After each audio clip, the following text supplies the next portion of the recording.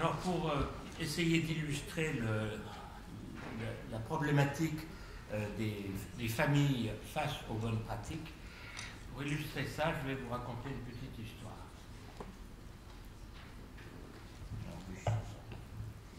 Alors il s'agit, c'est l'histoire du papa d'un garçon paralysé cérébral qui, après quelques années, devant l'état de délabrement musculo-squelettique de son fils, se pose des questions.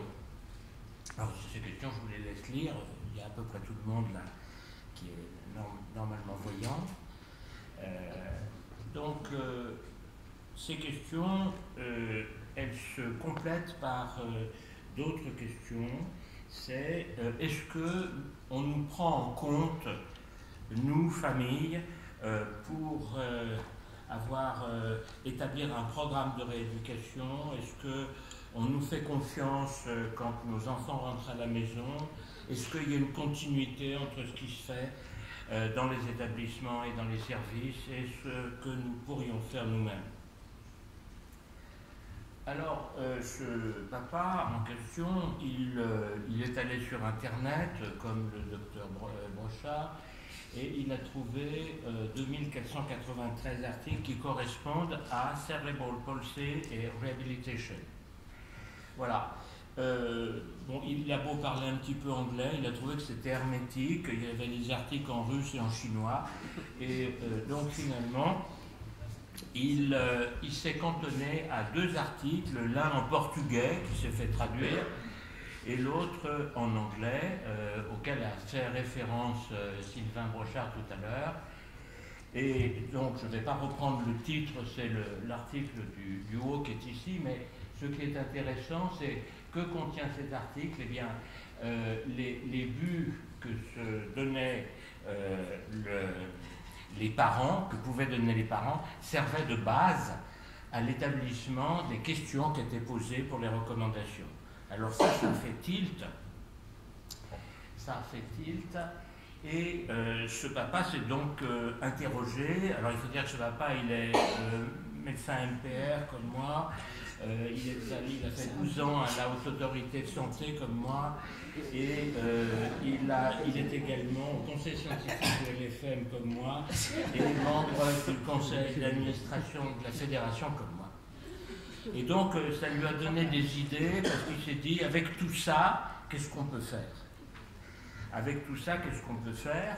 Et donc, des recommandations, oui, mais quel rôle pourraient avoir les familles là-dedans? Alors, eh bien, les familles, on pourrait les sonder. On pourrait faire une enquête pour savoir quelles sont leurs priorités. Sylvain en a parlé. Hein. Quelles sont les priorités? C'est les priorités des professionnels, mais c'est aussi les priorités des familles. Donc, quelles sont leurs priorités? Quelles sont les pratiques de rééducation qui semblent poser problème, d'après leur avis? Et ça nous amène à guider, informer un groupe de travail. Et ce groupe de travail, ce n'est pas le groupe Haute Autorité de Santé, mais il préparerait la démarche des recommandations de bonne pratique. Donc, ce groupe de travail, d'abord, il faut qu'il soit multidisciplinaire, sinon ça n'a pas de sens. On a dit qu'il y avait des familles et un représentant de la fédération. La Fondation motrice est présente, bien sûr, c'est incontournable.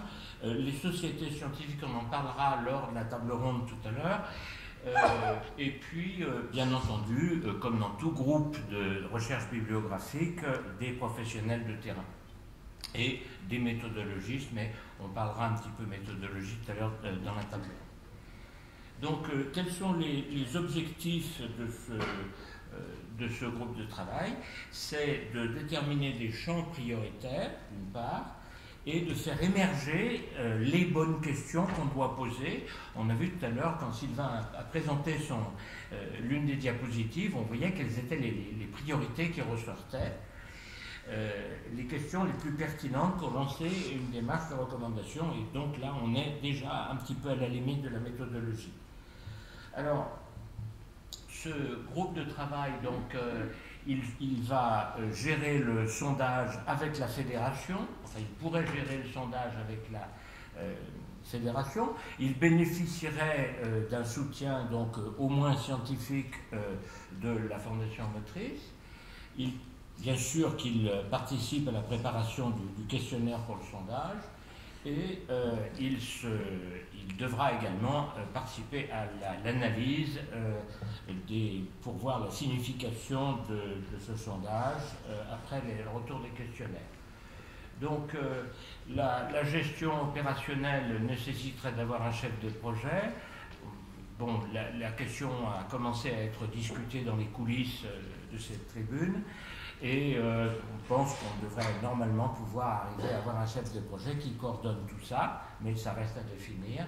Et enfin, si tout le monde est d'accord parmi les partenaires qui sont ici et en dehors de la salle, le lancement pourrait se faire au deuxième trimestre de cette année. Je vous remercie.